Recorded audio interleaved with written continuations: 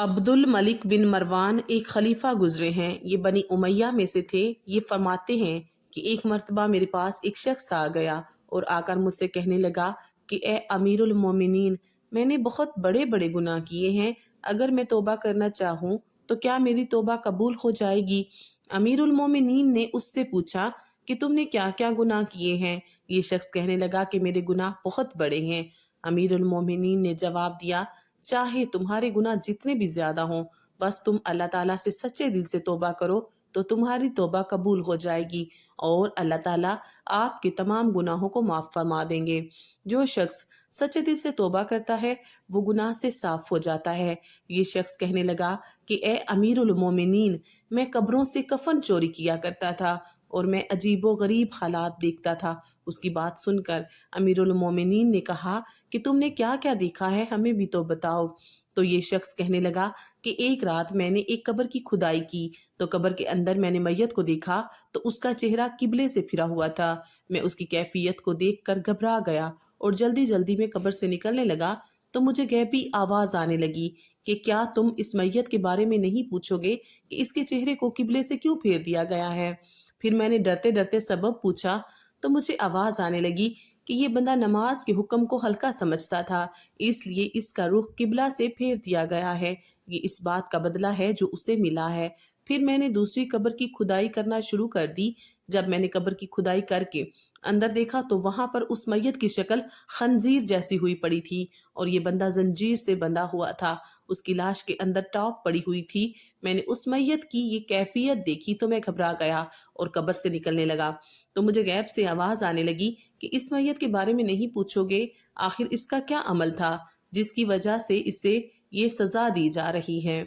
मैंने वजह पूछी तो आवाज आई कि इसको इस वजह से सजा दी जा रही है कि ये दुनिया के अंदर शराब पीता था और बगैर तौबा किए दुनिया से गया। फिर मैंने तीसरी कब्र की खुदाई की तो मैंने उस तीसरी कब्र के अंदर देखा कि मैयत जंजीरों के साथ जमीन में बंधी हुई है। उसकी जबान गधे की तरह बाहर निकली हुई है। जब मैंने ये हालत देखी तो मुझ पर खौफ आ गया। मैं बाहर निकलने लगा तो दोबारा गैबी आवाज आने लगी कि उसकी हालत के बारे में नहीं पूछोगे। मैंने दरियाफ्त किया तो बताया गया कि ये बंदा जुबान से बोलते वक्त एहतियात नहीं करता था और दूसरा लोगों की चुगलखोरी करता था, यानी कि एक जगह पर बैठकर दूसरे की बुराई करने लग जाता था। इस मैयत को इसी वजह से सजा दी जा रही है। अब मैंने चौथी कब्र खोली तो वहां पर मैंने देखा कि कब्र के अंदर आग को भड़काया जा रहा है। मैं फिर से डर गया और कब्र से निकलने लगा तो मुझे आवाज आई कि क्या तुम इसकी हालत के बारे में नहीं पूछना चाहोगे? मैंने दरियाफ्त किया तो मुझे आवाज आई कि ये आदमी बेनमाजी था, इसी वजह से इसको अजाब के अंदर मुब्तला किया जा रहा है। अमीरुल मोमिनीन, जब मैंने पांचवी कब्र की खुदाई की तो वहां पर मैंने देखा कि ये कब्र काफी कुशादा थी। उसमें नूर फैला हुआ था और मैयत मिस्री तख्त पर सोया हुआ था।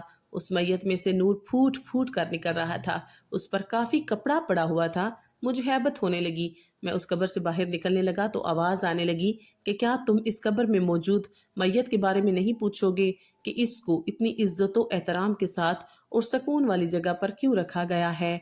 मैंने वजह पूछी तो बताया गया कि ये एक ऐसा नौजवान था जिसने अल्लाह ताला की इबादत और अताहत में परवरिश पाई और अल्लाह ताला के अहकामात पर अमल किया। इस नौजवान ने दुनिया के अंदर गुनाहों वाला रास्ता नहीं चुना, ये सीधे रास्ते पर चलता रहा।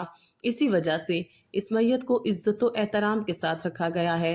जब उस शख्स ने ये वाकयात बयान कर लिए तो अमीरुल मोमिनीन ने कहा कि बेशक ये वाकयात गुनाहगारों के लिए इबरत हैं, मुत्तकी और फरमाबरदारों के लिए बशारत हैं, और जो लोग इन गुनाहों में मुब्तला हैं तो उनके पास अभी वक्त है कि अभी से ही तौबा कर लें, गुनाहों वाली जिंदगी को छोड़कर सीधे रास्ते पर चलें और अल्लाह ताला की अताहत करें।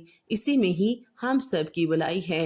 मोहतरम नाज़रीन, इसी तरह एक इलाके के अंदर एक अमीर आदमी रहता था। उसकी काफी सारी जमीन थी।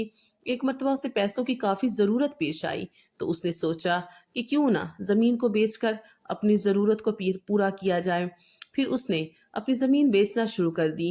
जब जमीन बेचने की खबर उसके करीब के हमसाये ने सुनी तो वो उसके पास चला आया और आकर उससे कहने लगा कि मैंने सुना है आप अपनी जमीन बेचना चाहते हैं।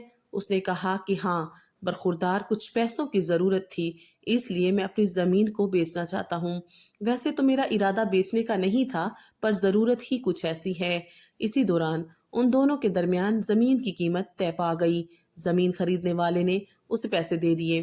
کچھ دنوں بعد زمین لینے والے بندے نے زمین میں درخت اگانے کے لیے کھدائی کی تو کھدائی کے دوران زمین سے سونے کی دیگ نکل آئی۔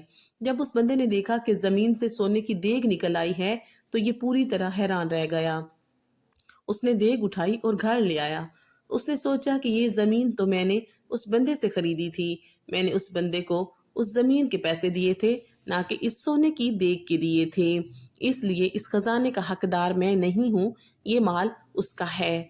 محترم ناظرین، اب آپ اس بندے کی ایمانداری دیکھیں۔ اگر اس آدمی کی جگہ ہم اور آپ ہوتے تو کیا کرتے، یہ آپ لازمی سوچئے گا۔ پھر یہ بندہ سونے کی دیگ اٹھا کر زمین بیچنے والے کے پاس چلا آیا اور آ کر اس سے کہنے لگا کہ بھائی، میں نے زمین کے اندر کھدائی کی تو وہاں یہ سونے کی دیگ نکل آئی ہے۔ یہ آپ کی امانت تھی، اس لیے میں آپ کو دینے آیا ہوں۔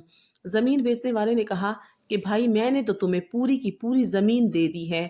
اس زمین کے اوپر یا نیچے جو کچھ ہے وہ آپ کا ہے۔ اب میرا اس پر کوئی حق نہیں بنتا، اس لیے یہ خزانہ بھی اب تمہارا ہوا۔ زمین خریدنے والے نے کہا کہ نہیں، میں یہ نہیں لے سکتا۔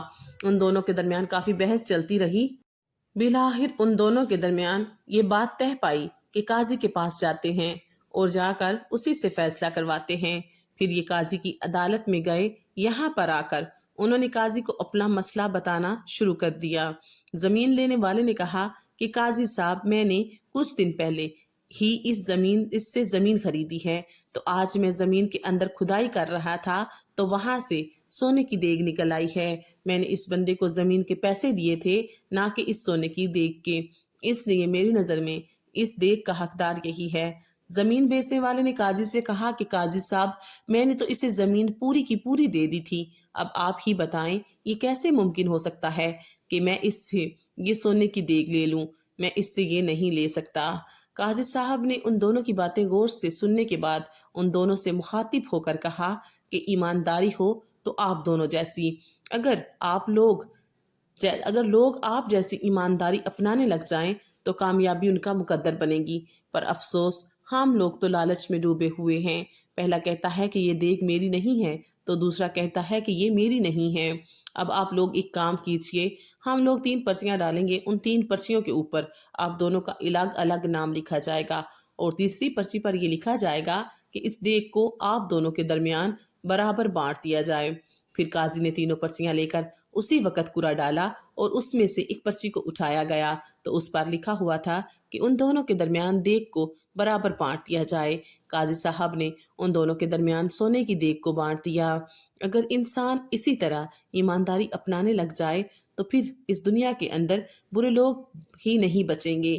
یہ ایک اٹل حقیقت ہے کہ ہم لوگوں کے گناہ، ہم لوگوں کے اعمال ہی ہمارے لیے وبال جان بنتے ہیں، جس سے ہماری اپنی اور دوسروں کی زندگی مخال ہو جاتی ہے۔ جس دن ہم لوگوں کو یہ بات سمجھ آ گئی کہ ہمارے نصیب کا رزق ہمیں ہر حال میں مل کے رہے گا، چاہے ہم جہاں بھی کیوں نہ ہوں، تو اس دن اس دنیا کے 80% مسائل ختم ہو جائیں گے۔